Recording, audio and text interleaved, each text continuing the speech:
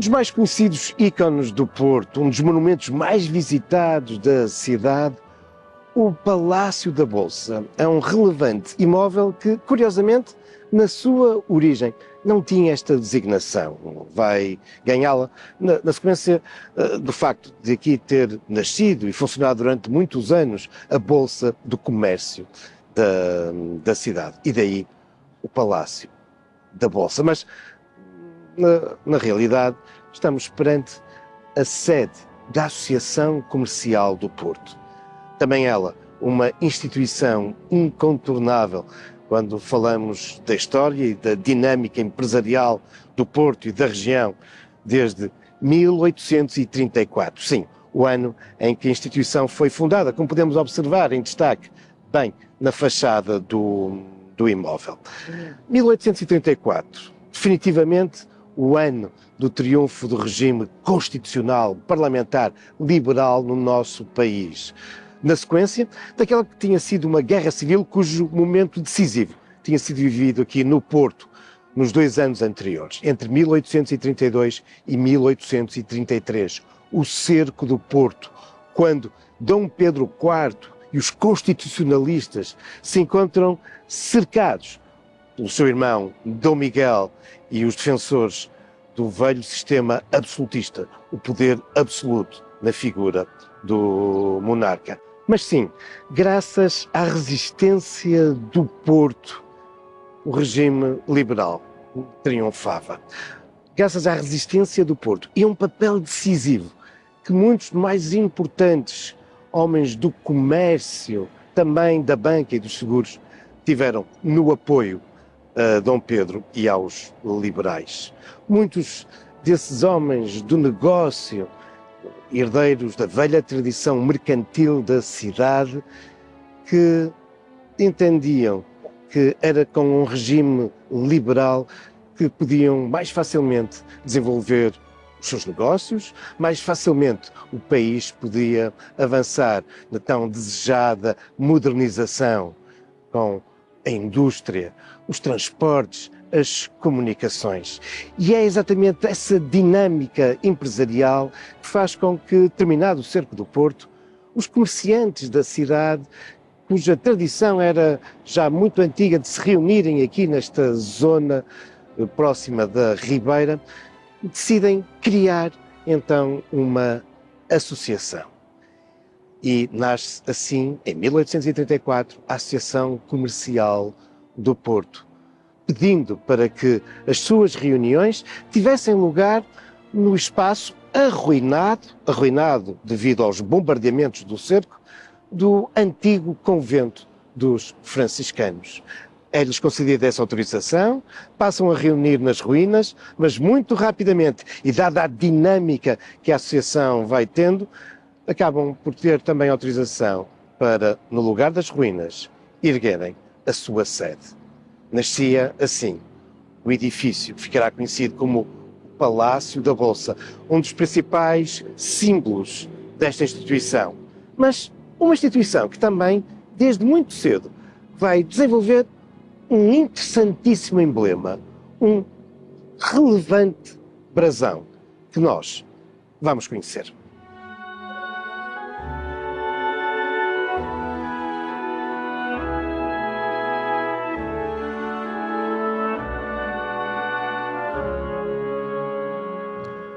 Estamos já no interior do Palácio, na Sala das Assembleias Gerais, dominada, obviamente, pela mesa da presidência e, atrás desta, o brasão, o símbolo da Associação Comercial do Porto. E importa, desde logo, dizer que ele está muito inspirado no brasão da cidade, no brasão liberal da cidade, aquele que tinha sido aprovado em 1836 durante o governo de Passos Manuel, e é uma proposta de um outro homem da cidade que integrava o governo de Passos Manuel, Almeida Garrett. É um brasão, o da cidade, que está profundamente marcado pelos símbolos desse Porto liberal, desse Porto que havia triunfado a Guerra Civil contra o antigo regime, contra o absolutismo. Um brasão que, o da cidade, irá permanecer até 1940, quando a ditadura do Estado Novo introduziu uma série de alterações, retirando, nomeadamente, muito dessa simbologia liberal. Alguns desses elementos também não os encontramos aqui no brasão da Associação Comercial do Porto. Caso, por exemplo, no brasão da cidade, da representação do coração de Dom Pedro IV. O monarca manifestou a sua vontade que, quando morresse, o seu coração fosse entregue ao Porto, coisa que se vai concretizar e, como bem sabemos, até hoje o coração de Dom Pedro IV encontra-se guardado na Igreja da Lapa. Um outro elemento que o brasão da cidade apresenta, e foi também um reconhecimento do rei Dom Pedro IV e da sua filha, Dona Maria II, à cidade do Porto, foi a atribuição da mais alta condecoração do país, o colar da Ordem de Torre e Espada. Esses são elementos que nós não encontramos no brasão da Associação Comercial do Porto, porque são intrínsecos da cidade.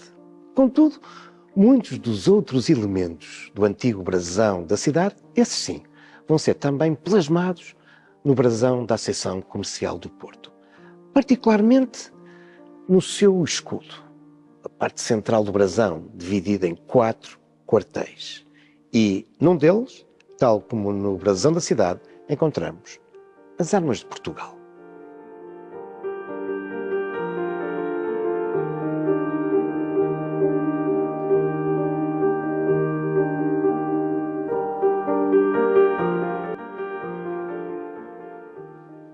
E entramos agora naquela que é a mais conhecida sala do Palácio da Bolsa, o seu Salão Nobre. Em boa verdade, é a mais icónica sala da cidade de Porto, muitas vezes considerado como a sala de visitas da cidade. O Salão Nobre, que é, no entanto, mais conhecido como o Salão Árabe, tendo em conta o estilo que a domina, um revivalismo neo-islâmico. Uma peça incrível de estuque policromado, evocando, de facto, a exuberância da arte islâmica do sul da Península Ibérica. Importa recordar que na segunda metade do século XIX eram os revivalismos, muito dentro do espírito romântico, que se encontravam na moda. Ora, nos extremos desta sala, as duas portas principais são de algum modo assinaladas e dominadas por brasões. O brasão da cidade do Porto e no lado oposto, o brasão, as armas nacionais. Essas mesmas armas, esse mesmo símbolo que o brasão da cidade do Porto, concebido por Almeida Garrett, apresentava e que a Associação Comercial do Porto, apesar da sua designação do Porto, porque sempre se assumiu como uma instituição na defesa dos interesses de todos os homens de negócio do país, não deixa também de apresentar o símbolo nacional.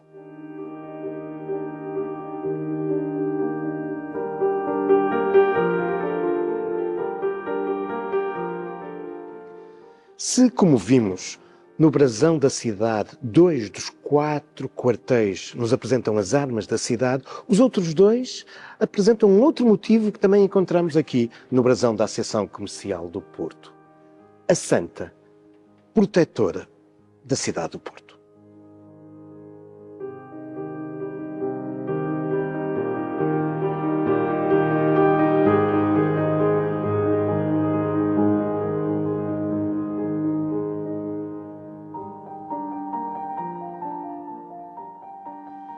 É esta, a Senhora da Vendôme. Localiza-se em lugar de destaque na Catedral do Porto, no seu transepto. E, em rigor, não se trata de uma santa, mas de uma própria representação de Nossa Senhora. Nossa Senhora da Vendôme, que desde a Idade Média é figura dominante, até os dias de hoje, do brasão da cidade do Porto. E por isso também aparece com esse destaque no brasão da Associação Comercial. Nossa Senhora da Vendôme, que é a defensora do Porto desde épocas muito antigas. Segundo uma velha lenda, a imagem teria sido trazida para a cidade ainda em período anterior à origem da nacionalidade, no século X, quando o conde portucalense, num dos episódios de reconquista da cidade ao domínio islâmico, houve vários, pede o apoio de cavaleiros gascões, a lenda que fica conhecida como a Armada dos Gascões, e entre eles vem o bispo de Vendôme, em França, que traz com ele esta imagem de Nossa Senhora, a quem vai atribuir o sucesso na reconquista da cidade. E esse bispo que depois ficará à frente da Sé do Porto e aqui vai colocar essa imagem de Nossa Senhora, que também sabemos que durante muito tempo dominou uma das portas de entrada da velha muralha. Ainda hoje, aqui ao lado da catedral, temos a rampa da Vendôme. E por isso, sim, desde a Idade Média, que ela é considerada a protetora da cidade. Uma cidade que durante muitos séculos era conhecida como a Cidade da Virgem. Sintomaticamente, em 1981, Nossa Senhora da Vendôme deixou de ser apenas a protetora e é hoje a padroeira da cidade do Porto.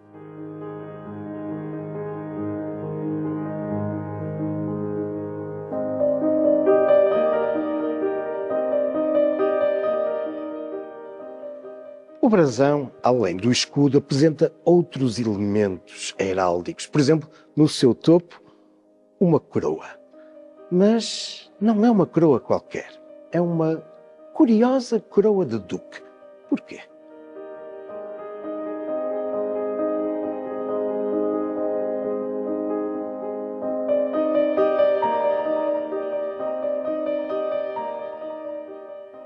Contígua à sala das Assembleias Gerais, encontramos uma outra imponente sala dominada com os retratos de todos os reis de Portugal que, de algum modo, se cruzaram na sua origem ou durante a construção do palácio com a Associação Comercial do Porto, desde Dom Pedro IV até o último rei de Portugal, Dom Manuel II.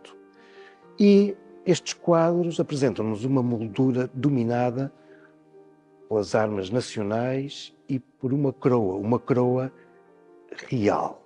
Mas não é uma coroa real a que nós encontramos no brasão da Associação Comercial, mas sim uma coroa de duque. Isto prende-se com uma forma que Dom Pedro IV e a família real encontrou para agradecer à cidade o seu envolvimento na resistência, na defesa dos ideais liberais. Sim, Dom Pedro IV instituiu o título de Duque do Porto. O Porto passou a ter um duque e, por isso, o brasão da cidade passou a ser encimado por uma coroa de duque.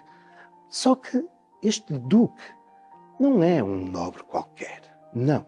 Isto prende-se, de facto, com a vontade da família real agradecer à cidade. E, por isso, o Duque do Porto passou a ser o segundo filho dos reis de Portugal. O filho mais velho, há muito que era o Duque de Bragança, mas, a partir desta época, o segundo filho do rei de Portugal passa a ter o título de Duque do Porto. E, se acontecesse alguma coisa ao rei de Portugal, seria o Duque do Porto que iria herdar a coroa. Aconteceu isso, por exemplo, na sequência da morte do rei Dom Pedro V. Quem subiu ao trono foi o seu irmão, Duque do Porto, Dom Luís.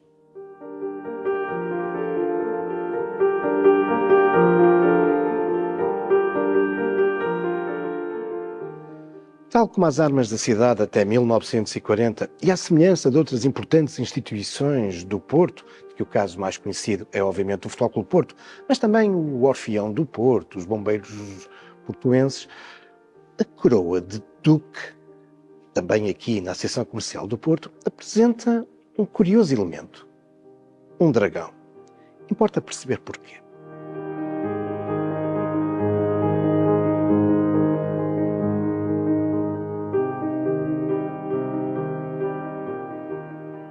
A sua presença, a sua representação no brasão da Associação Comercial do Porto faz com que a sede desta instituição, o Palácio da Bolsa, esteja povoado por dezenas de dragões, nos mais diferentes materiais, incluindo em mosaicos, aqui no pavimento do emblemático Pátio das Nações, este espaço dominado por muitos outros brasões, em boa verdade, as armas dos vários países com que Portugal em geral e o Porto em especial tinham fortes ligações comerciais no final do século XIX. Mas por que afinal a presença do dragão saindo da coroa de duque?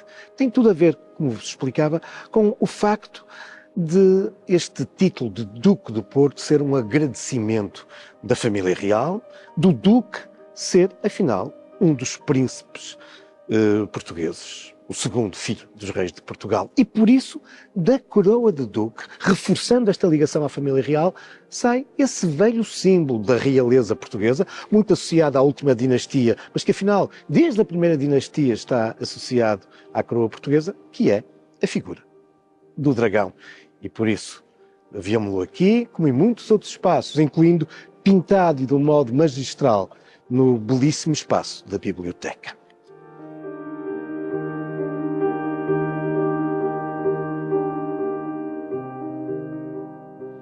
Regressando ao escudo, importa chamar a atenção que nos quartéis, as 4 partes do escudo da Associação Comercial do Porto, há 2 desses quartéis que são completamente diferentes do símbolo da cidade, do brasão da cidade. E estes são específicos e profundamente identitários em torno da Associação Comercial do Porto. É o que se passa, por exemplo, com a representação deste barco.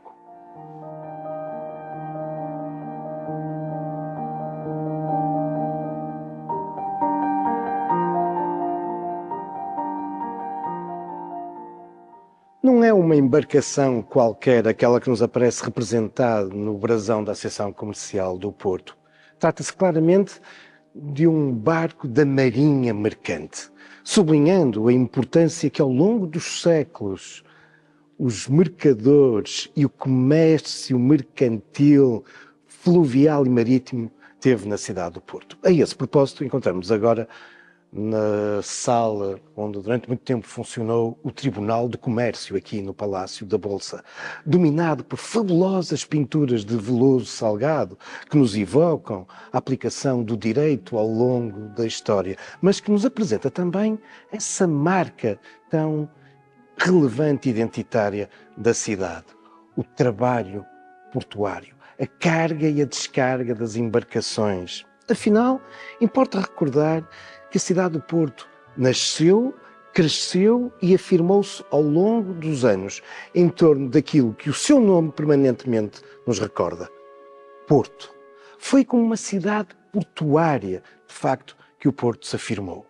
Uma cidade em que o Rio Douro, o canal de todas as riquezas, como alguém escrevia no século XVIII, permitia que nas suas margens se fizesse este transbordo de mercadorias, este comércio entre os produtos que desciam a bacia do Rio Douro e a partir do Porto avançavam para todo o mundo e vice-versa.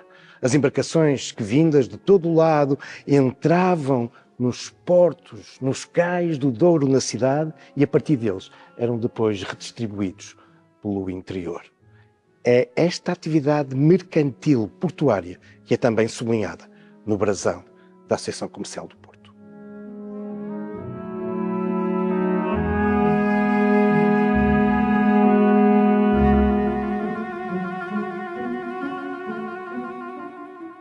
O quarto e último dos quartéis do escudo do brasão da Associação Comercial do Porto apresenta-nos um interessante elemento, também ele ligado ao comércio. Um caduceu.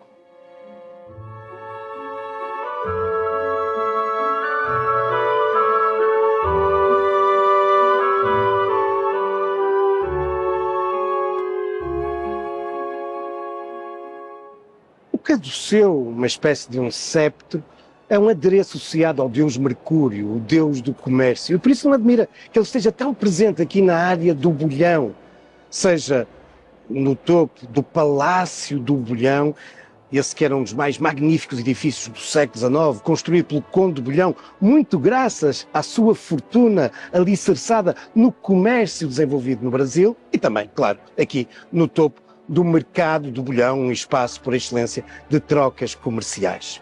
O caduceu é um velho símbolo que está associado a muitas das características e de conceitos fundamentais para o comércio, como a paz, a prosperidade e a argúcia. Mas é também um símbolo associado à contabilidade, afinal, uma área igualmente crucial para o comércio e para o negócio.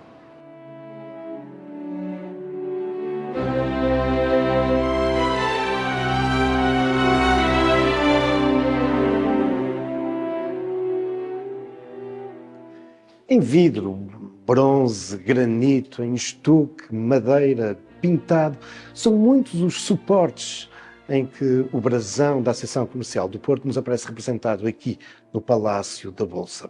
E aqui, neste espaço, memória da presença do famoso engenheiro Gustavo Eiffel na cidade e da sua relação com a Associação Comercial do Porto, temos também a representação do brasão através de tapeçaria. Um brasão que em muitos outros lugares nos anda associado ao lema da instituição.